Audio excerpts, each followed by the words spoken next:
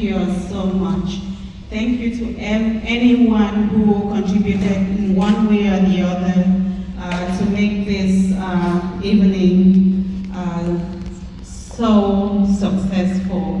Mama will be smiling. I know Mama is smiling down at us for the turnout tonight, for all the support that we have received so far, for all the phone calls, for a lot of women here tonight. We just want to say thank you for whoever did the decorations tonight and anyone who contributed in one way or the other.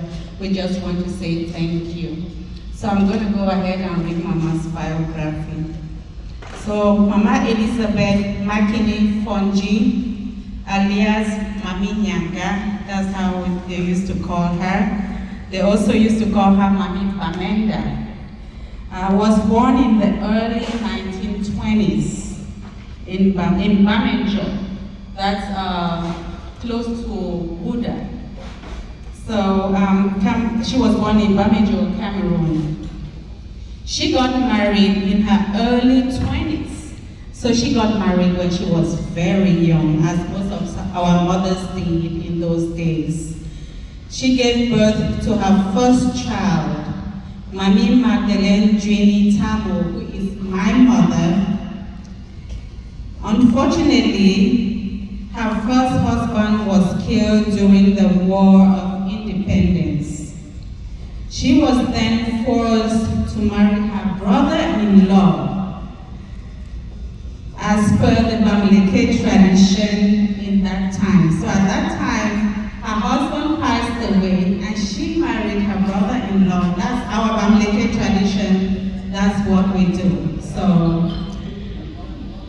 yeah. So through which she had her second child named Etienne Tamela. Etienne Tamela was my uncle. He is of late. So he passed away a while ago. A year later, her second husband was also killed. So she then decided to run away from the war zone with her two kids, and she went and settled in Baliga. Her life was then threatened again, and she ran off with her two kids and an unborn child to Womb, that's in Menchum Division, where she fell in love with Pa Fonji Martin. She then gave birth to 5 more kids. So with Pa Fonji Martin, she had 5 kids with him in Womb Menchum. And these 5 kids are Fonji Anasang Tafenda, that's my uncle, he is also of late. She also had Fonji Francis Ndiabi, my uncle, who lives in Minnesota, and he just surprised us tonight. He is sitting over there. So that's my uncle. He just surprised us. We didn't know he was gonna be here tonight, but he is here tonight with us. You're welcome, you're welcome. She also gave birth to Fonji Emmanuel Defoe, who is my other uncle. He's right there. So he's the younger brother to Pa Francis, and he lives here in Dallas, and I'm sure a lot of you know him. A lot of you are here tonight because of him.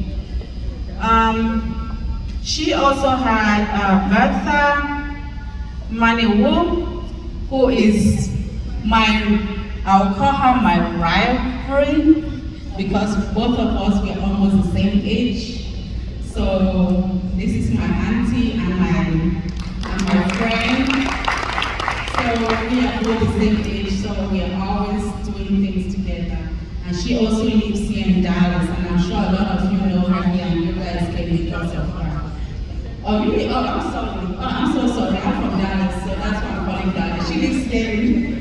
She lives here in Atlanta. I'm so sorry about that. She lives here in Atlanta. And then the last of Mama's kids, his name is Fonji Frederick lives in Minnesota. He is also having a wake tonight in Minnesota as we speak. So they're also having a wake tonight in Minnesota at this moment.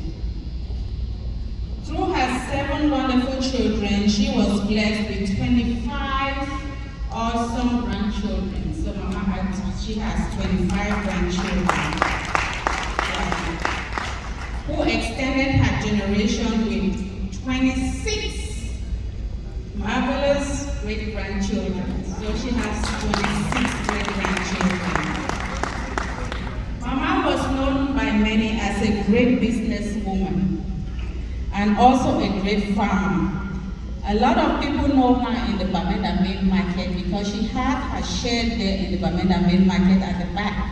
So she was a great businesswoman. She used to we used to go to her shed in the market and she would give us some good stuff. So she used to do her farming. She would get some of her crops and go and sell it in her shed in Bamenda Market. I mean, Mommy was so independent. She was a very independent woman. That's how we knew my grandmother.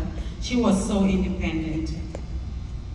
She lost her 3rd husband in the late 1978. And since then, she played the role of father and mother to her children. So Pa Fonji Martin passed away in 1978.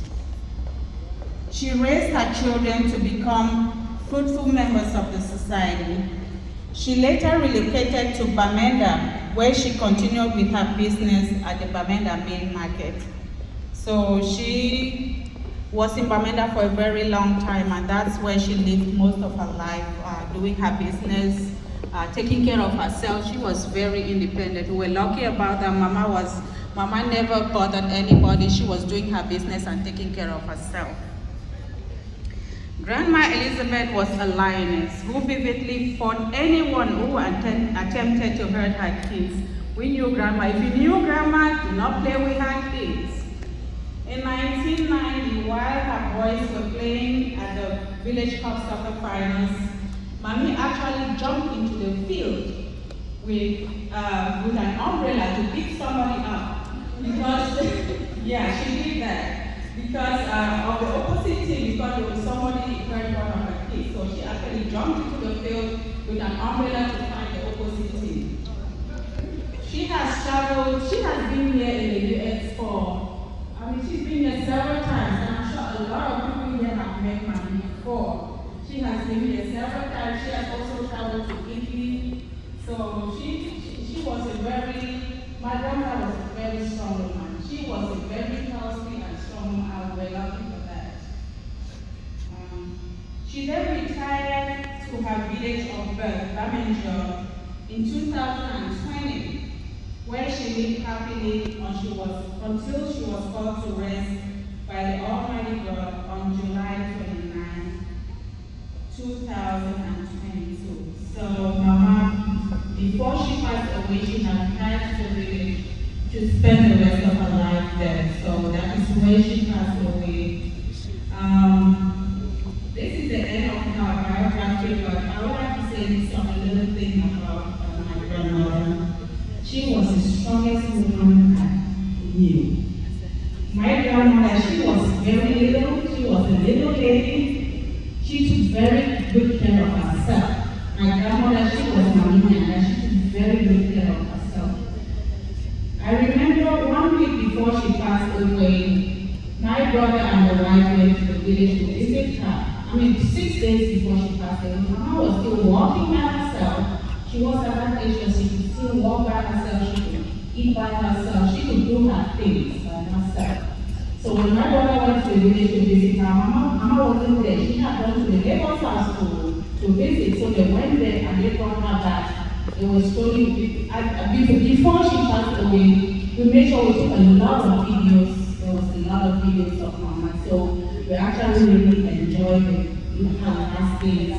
They were always sending us these little videos about Mama when she was singing, always talking to us. She was sending these little messages to us about love, to love one another, to be there for one another. She was always sending these beautiful messages. And when my brother went there with the wife, I was calling her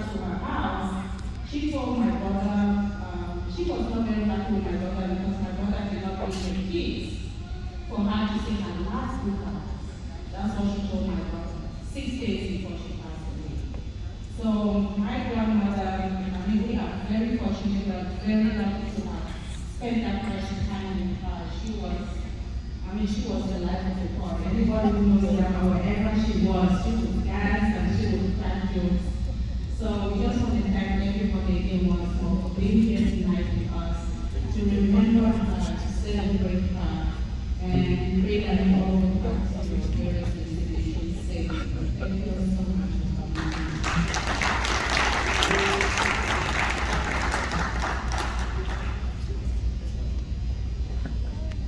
Thank you so much, MC Susan, for that biography and those kind words about my great-grandmother. Next on the itinerary, so to speak, for tonight, we have got another special guest in the house that is going to not only sing, but also make music for our great-grandmother tonight. So I'm going to call up, so my Uncle Emmanuel, one of my great-grandmother's children, has a foundation that he has in his name. It's called the Emmanuel Project.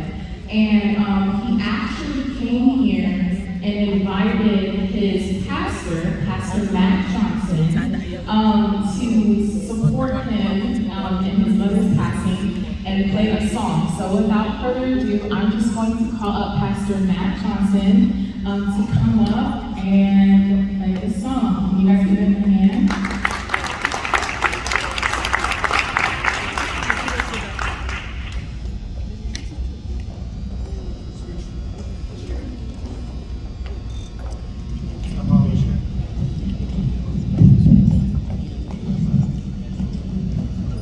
As we did the chair, first of all, morning with the family, everyone here is so wonderful, so beautiful. And I'm singing the song you're probably familiar with. Well, that got out really fast. Singing the song you all are probably familiar with. It's called Amazing Grace. I did not write it, though I wish I could take credit for that. But if you know the words, please do sing along. And that would help me out. And it's a beautiful song. Objectively, it's a beautiful song. So, let's just sing it together.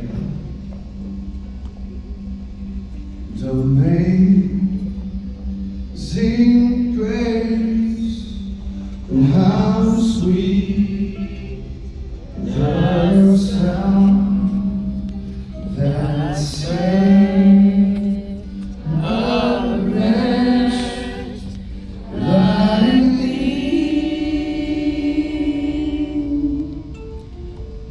And I once was lost, but now I'm found.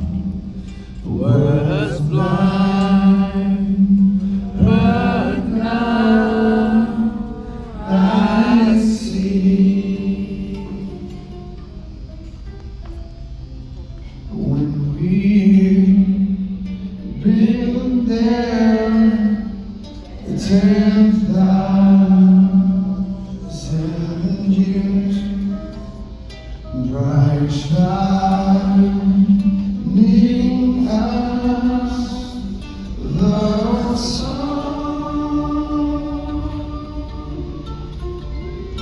we've known less days to sing God's grace than when we first begun. Let's do it one more time. Amazing grace, how sweet the sound that saved a wretch like me. And I was lost, but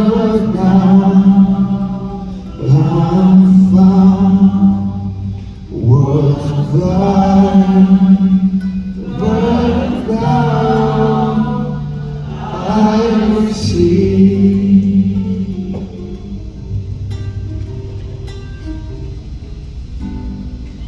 It's all beautiful. Thanks, guys.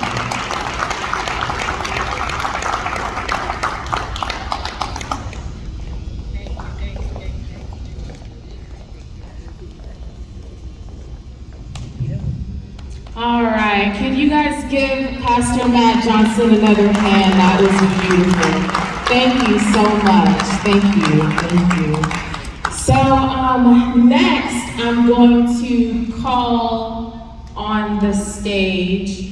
We have another special group here that has a ballad, so to speak, to sing for my great-grandmother. We have the Christian Women Fellowship from Atlanta Presbyterian in the house that wishes to sing on behalf of my great-grandmother. Can you guys give them a hand while they come up? Thank you.